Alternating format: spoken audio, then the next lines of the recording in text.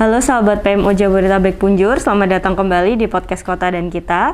Bagi yang baru nonton dan dengar, halo, salam kenal. Aku Nabila dari PMO Project Management Office Jabodetabek Punjur, tim kerja di bawah tim koordinasi penataan ruang Jabodetabek Punjur. Kali ini aku akan spesifik membahas mengenai pemberdayaan masyarakat agar tidak hanya sahabat PMO, tapi juga mungkin sahabat PMO yang memiliki komunitas tertentu atau yang memiliki isu-isu khusus di perkotaannya dapat mengembangkan teknik-teknik tertentu agar dapat memberikan solusi bersama atas isu-isu di perkotaan, khususnya di daerah di kawasan Jabodetabek Punjur. Nah, kali ini aku berkesempatan untuk berbincang santai dan juga bertanya-tanya nih soal insight menarik apa sih terkait pemberdayaan masyarakat itu sendiri bersama Bapak Gores Mustaqim selaku Eksekutif Direktur dari Semut Nusantara. Selamat datang Bapak.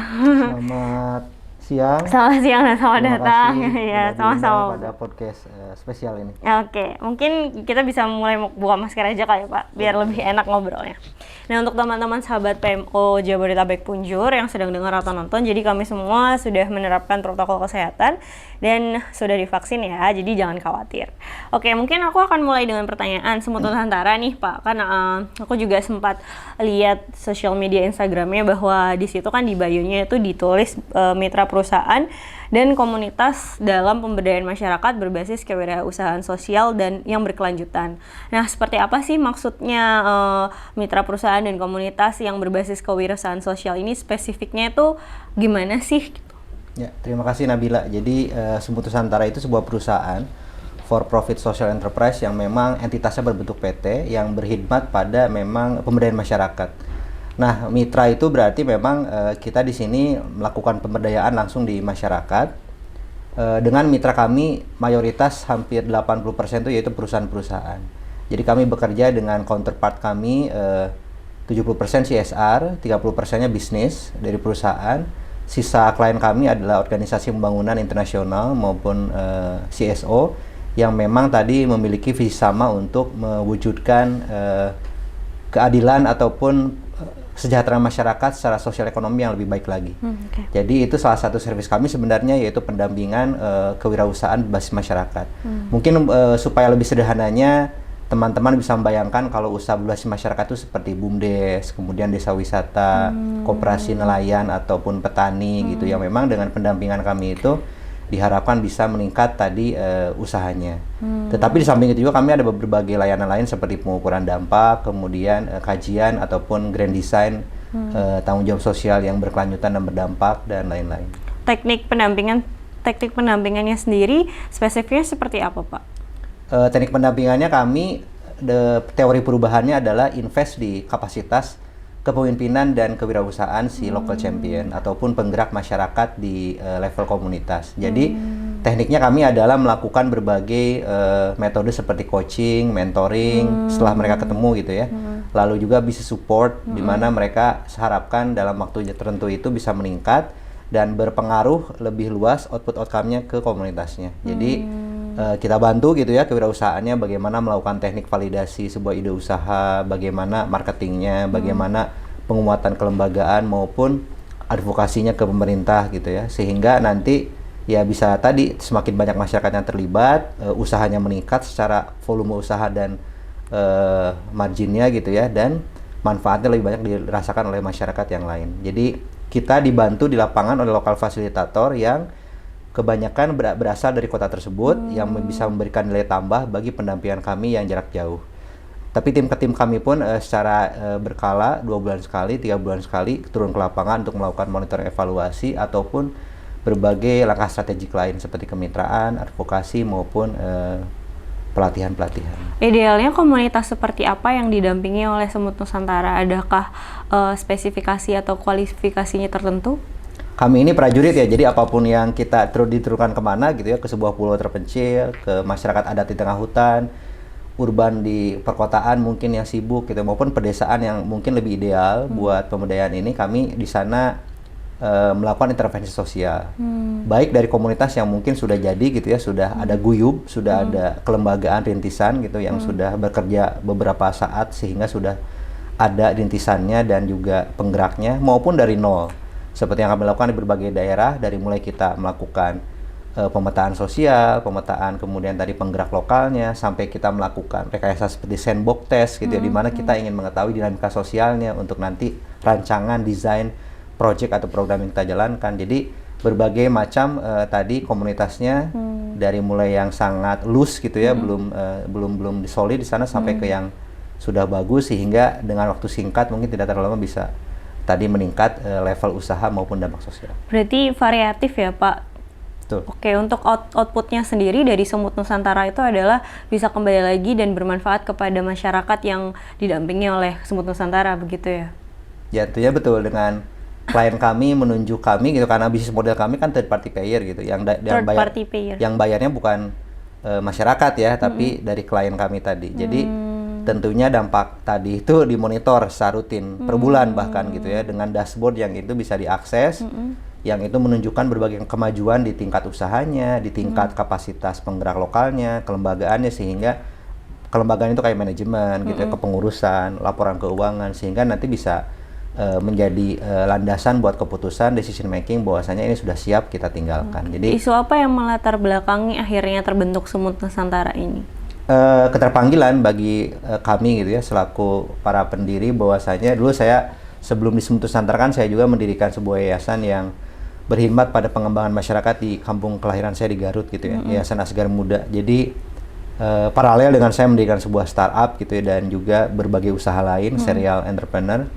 Nah, pada perjalanannya saya merasa bahwasanya ikigai saya itu adalah adanya dampak usaha itu harus selalu berkelindan dengan dampak sosial, purpose-nya ada gitu. Jadi itu yang memantapkan diri saya buat memilih jalur ini gitu ya, antara irisan tadi usaha dan sosial, sehingga bisa memberikan manfaat lebih banyak, tidak hanya di kampung kelahiran saya tapi juga masyarakat Nusantara di seantero Indonesia ini. Jadi kami ingin memiliki visi 2030 memberdayakan 1 juta orang, dan sekarang ongoing karena kami sudah hampir 100.000 orang yang terberdayakan langsung maupun tidak langsung, yang kita hitung di berbagai 17 provinsi yang kami sudah beroperasi. Jadi itu adalah hal yang memang berasal dari hati. Gitu. Oke, mantap, berasal dari hati. Untuk Semut Nusantara sendiri, pernah nggak Pak, karena kita Jabodetabek Punjur ya, PMO Jabodetabek Punjur sempat bekerja sama atau mendampingi komunitas di kawasan ini, kawasan Jabodetabek Punjur? Sekarang ada ongoing mau gitu ya, di Jakarta dan di Tangerang dengan salah satu klien kami yang bergerak di bidang kosmetik gitu. Jadi tapi emang kebanyakannya terus terang bukan di Jabodetabek gitu ya. Tapi kebanyakannya justru di Indonesia Timur, di Sumatera, di Kalimantan, Sulawesi, Bali, NTB, NTT. Jadi justru peluang kami juga di Jabodetabek Punjur ini baru kali-kali ini gitu. Oke. Tapi Bapak sendiri melihat potensi komunitas di Jabodetabek Punjur sendiri seperti apa? Kira-kira dari segala isu permasalahan yang sudah saya sebutkan tadi, ada sampah, sanitasi, lalu ada kemacetan. Dari komunitas sendiri, kira-kira apa yang Bapak lihat potensinya di komunitas Jabodetabek Punjur? Kalau di Jabodetabek Punjur ini saya lihat potensinya dia di perkotaan ya. Jadi adaptasi dia berbagai isu teknologi terbarukan itu sudah lebih di depan gitu ya, termasuk isu-isu seperti sirkular ekonomi yang tentunya sangat erat dengan tadi yang isu-isu yang kita bicarakan. Jadi kita pun kemarin saya baru saja sering menjadi juri gitu, atau mentor atau coach beberapa program, salah satunya program kewirausahaan yang mungkin terbesar di Indonesia gitu ya. Kemarin bertemu dengan beberapa social enterprise yang itu bergerak di isu sampah. Dan itu sudah lumayan ternyata gitu, saya lihat laporan keuangannya dan presentasinya, pitch deck-nya itu sudah lumayan gitu ya.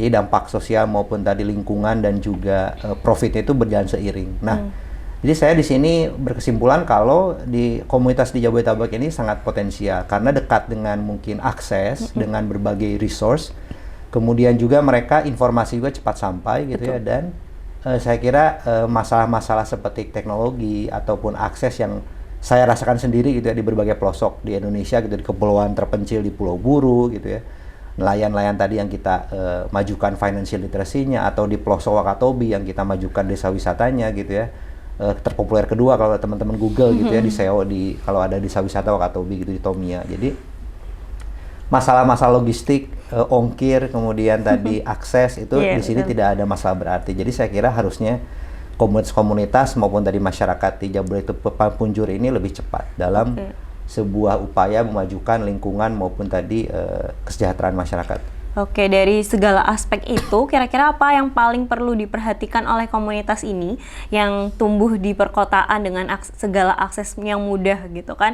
Apa yang penting untuk diperhatikan?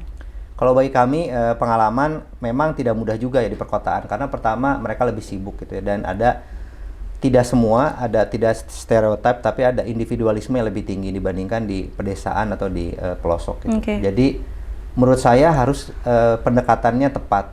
Bagaimana mereka bisa menyeimbangkan gitu antara misi sosial dengan bagaimana menarik minat masyarakat buat terlibat, itu buat mereka semua. Dan mungkin kalau dari segi bisnis gitu ya, bagaimana kita bisa juga ada quick win, bagaimana mereka beraktivitas tapi juga ada benefit yang mereka rasakan. Jadi kalau dalam waktu berapa bulan sudah ada hasil yang mereka rasakan, itu saya kira sangat mendukung gitu. Seperti di Malang, pengalaman kami ketika kita terapkan sistem yang berbeda gitu ya, mereka ditarget dan ada walaupun kita usahakan di awal pendapatan itu bagi mereka sangat efektif gitu ya, karena mungkin mereka juga ada pilihan.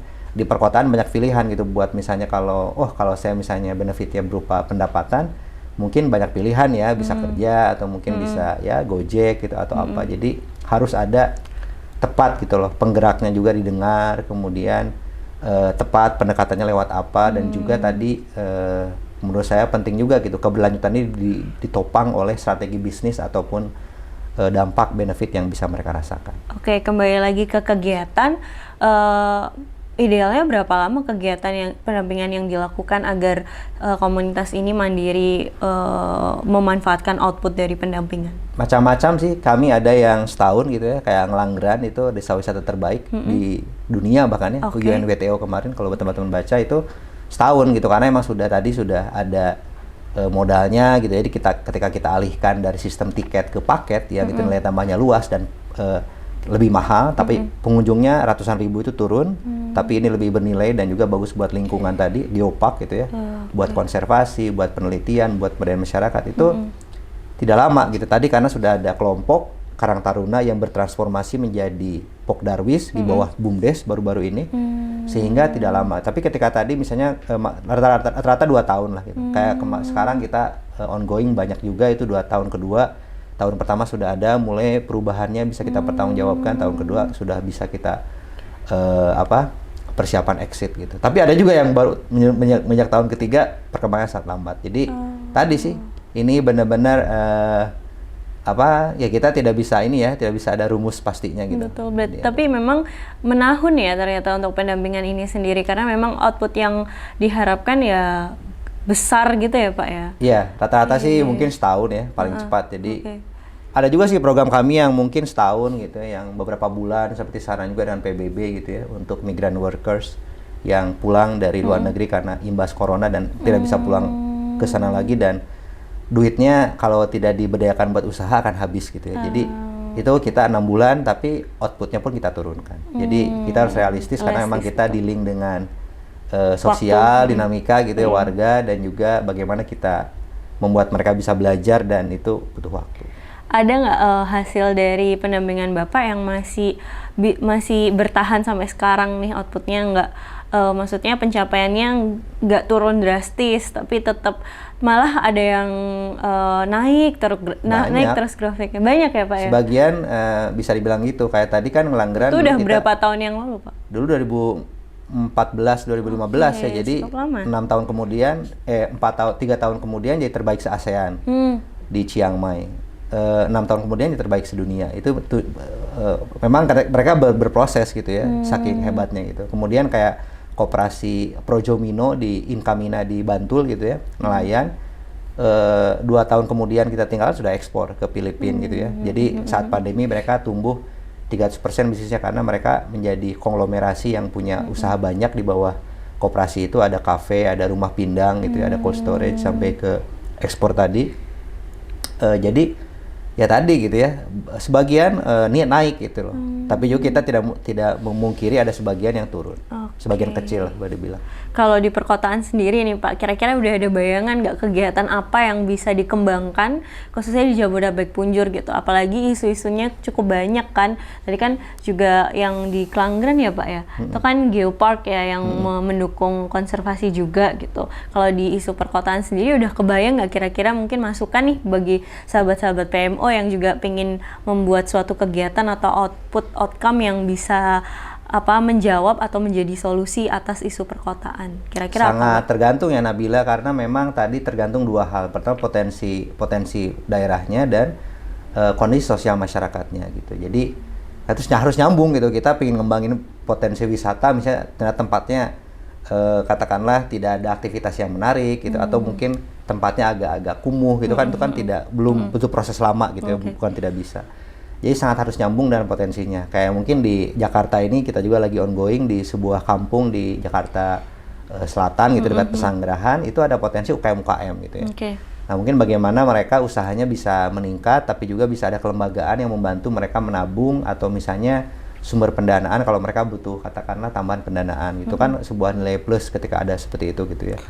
Jadi tergantung potensi dan masalahnya. Ada juga mungkin kalau tadi sampahnya banyak, mungkin bisa seperti dengan program Kementerian ATR PMO ini ya, ada bank sampah. Kemudian ternyata saya lihat bank sampah pun bisa berkali-kali lipat nilai tambahnya kalau tadi ada pengolahan organik dengan maggot gitu ya, atau kemudian bisa dibuat sirkular ekonomi jadi tanaman hidroponik, atau mungkin perikanan, urban farming dan sebagainya. Dan ya tapi tentunya skalanya kan sesuai dengan skala tadi komunitas ya. Kalau mungkin di pelosok itu yang ada luas lahan atau mungkin potensinya, tentunya bisa berkali-kali lipat lagi gitu ya. Jadi sesuai dengan ininya gitu. Ada tantangan spesifik tidak Pak kalau misalkan kita mau membangun, mau mendampingi komunitas, kan berarti tetap harus ada tetap harus taat sama beberapa aturan gitu kan, perizinan dan lain sebagainya, itu juga menjadi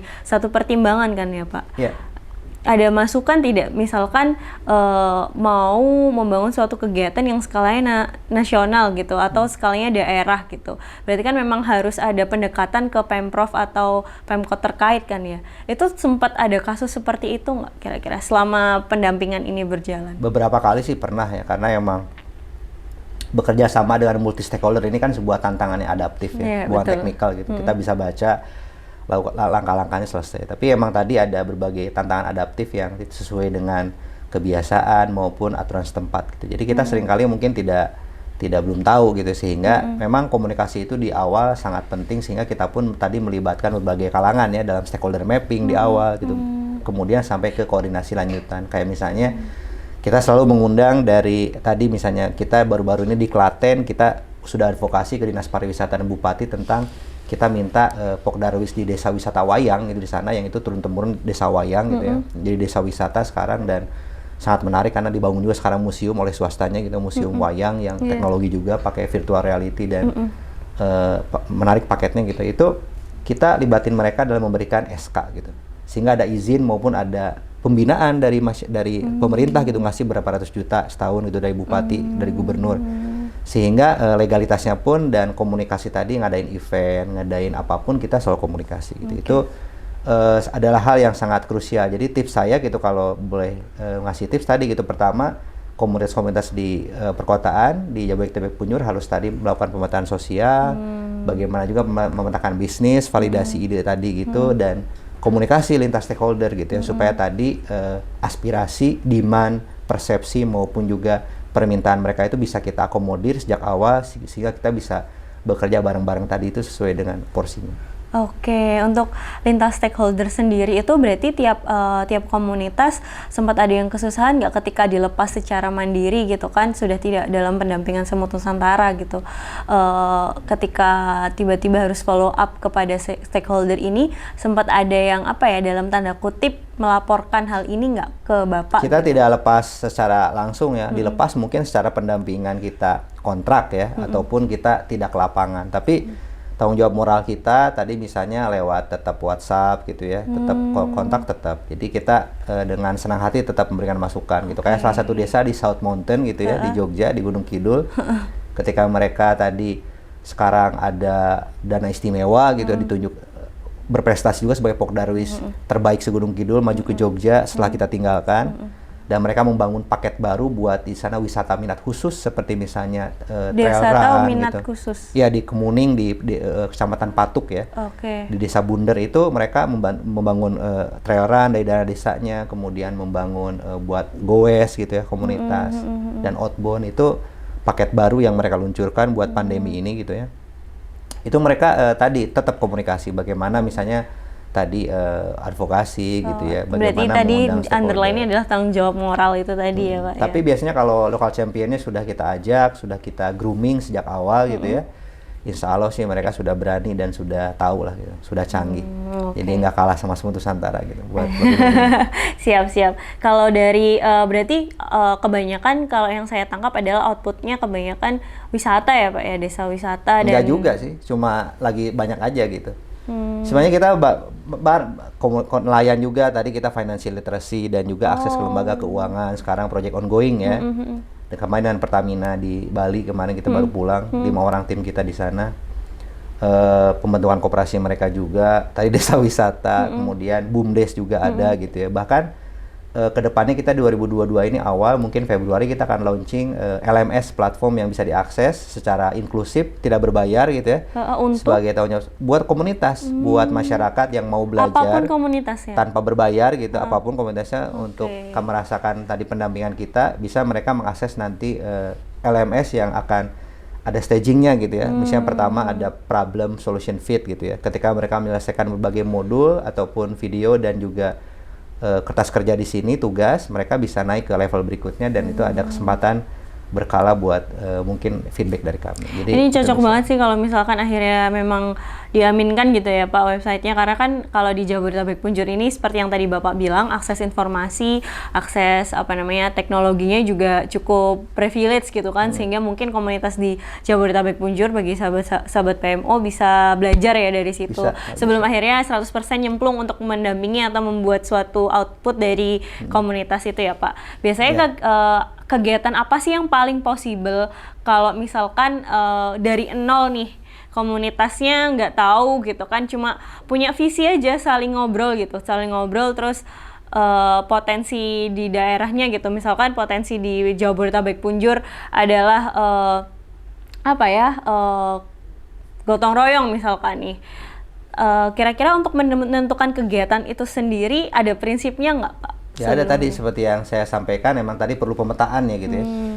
Banyak tekniknya gitu, mulai dari social mapping, kemudian kita juga baru kemarin memberikan workshop buat para alumni dari Wirausaha Muda Mandiri ini yang mau bikin komunitas gitu, jadi yayasan, dan ini dengan Bank Mandirinya ada ekosistem pendanaannya nanti bisa terkait gitu ya. Berarti harus pintar komunikasi dan membuat proposal juga ya dari teman-teman ya? Ya mungkin salah satunya, jadi nanti bisa menggunakan community building canvas gitu ya. Jadi di sana ada berbagai core identity, kemudian ke programnya, sampai ke katakanlah structure-nya yang bisa digunakan komunitas buat tadi membuat komunitasnya itu kuat gitu. Dan tadi gitu bisa follow kita aja di Instagram atau di YouTube, kita juga sering ngobrol dengan berbagai mitra kami perusahaan. Jadi kalau ada berbagai peluang, tentunya komunitas kan nanti bisa juga manfaatkan gitu, sampai perusahaan ini punya program ini, mereka bisa manfaatkan. Jadi harus melek isu juga. Nanti juga kita launching di Instagram kita tadi LMS tahun 2022 gitu, itu semua komunitas Learning Management System. Jadi nanti mereka bisa akses platform tersebut, buat akun, dan tadi gitu ya, baik sektor usaha mereka itu nanti ada cabang-cabang gitu ya, buat misalnya financial literacy, buat BUMDes, buat desa wisata, buat apapun, buat nanti mengikuti tadi gitu. Jadi tanpa disadari, mereka nanti akan punya sebuah model, kanvas, ataupun tadi strategi buat ngembangin usaha mereka. Oke, baik. Kita lanjut ke pertanyaan terakhir ya Pak. Tadi kan juga sempat disinggung tipsnya buat buat teman-teman atau sahabat PMO yang mau mulai membangun komunitas berserta outcome-nya. Ada juga mungkin teman-teman sahabat PMO yang setelah menonton ini terinspirasi untuk mulai mendampingi potensi komunitas atau karang taruna di tempatnya gitu. Kalau gitu saya pengen tanya pesannya aja deh, pesan untuk teman-teman gitu yang mulai atau yang udah Oke, besok aku mau mendampingi Karang Taruna di tempatku. Pesannya apa, Pak? Pesan dan harapannya mungkin. Pesan dan kesan ya. Ya pesannya, ya kita kan tadi sebagai orang yang hidup di zaman sekarang kan punya privilege banyak gitu ya. Betul. Kalau Bung Hatta bilangnya zaman besar gitu ya. Jangan sampai hanya melahirkan generasi yang kerdil gitu. Jadi zaman besar harusnya bisa melahirkan komunitas ataupun pemuda ataupun tadi penggerak masyarakat yang lebih besar juga. Jadi kita harus punya tadi keterpanggilan gitu ya. Dan saya yakin dengan postur sekarang demografi yang banyak milenial dan Gen Z gitu ya, nilai plusnya mereka juga ternyata penelitian distinctive trait-nya adalah mereka keen to contribute gitu ya. Seperti misalnya milenial gitu yang dengan menjamurnya sekarang komunitas itu di zaman sekarang itu kan salah satu tanda kalau mereka keen to contribute gitu. Tidak hanya mereka ingin menggolongkan identitas mereka itu dalam satu komunitas, tapi mereka juga ada unsur sosialnya. Nah di sini adalah menurut saya ketika ini berkelindan, berpadu dengan entrepreneurial sekarang yang aksesnya makin banyak gitu ya, dan makin entrepreneurial gitu generasi sekarang, dan makin mudah, menurut saya itu adalah dua sumbu utama adalah membuat perubahan. Bagaimana tadi mereka terpanggil secara sosial sebagai pemimpin gitu, penggerak perubahan, tetapi juga mereka punya platform, punya model bagaimana melanggengkan perubahan ini secara berkelanjutan dengan tadi bisnis model atau kewirausahaan. Jadi saya kira sekarang kita kayaknya harus bisa membuat perubahan yang signifikan dengan tadi menggerakkan komunitas kita baik di sekitar maupun di mana-mana dengan tadi semangat kita berkontribusi buat negeri dan juga kita entrepreneurial gitu. Jadi kalau bukan sekarang, kalau bukan kita siapa lagi dan kapan lagi gitu. Itu yang menurut saya bisa. Oke, baik. Terima kasih Bapak Goris atas insight-nya yang menarik. Nah, gimana teman-teman sahabat PMO yang lagi nonton atau dengerin podcast ini? Pasti semakin semangat ya untuk mendampingi komunitas kalian di daerah-daerah kalian, khususnya yang ada di Jabodetabek Punjur. Karena kalianlah yang mengenal dan mengetahui budaya dan seperti apa sih kegiatan yang biasanya ada di daerah tinggal kalian, seperti itu. Nah, untuk kalian yang misalkan sahabat PMO masih tertarik terhadap isu-isu perkotaan lain di Jabodetabek Punjur, masih ada episode lainnya yang bisa kalian tonton atau dengarkan di kanal YouTube atau podcast PMO Jabodetabek Punjur. Sekali lagi saya ucapkan terima kasih untuk Bapak Goris atas semua insight yang menarik dan juga ilmunya gitu. Semoga sahabat PMO bukan hanya tidak sekedar mendengarkan atau menonton, tapi juga mengaplikasikannya di kehidupan sehari-hari dan dapat berkontribusi secara nyata dan signifikan. Oke, kita ketemu di episode lainnya. Dadah. Semangat.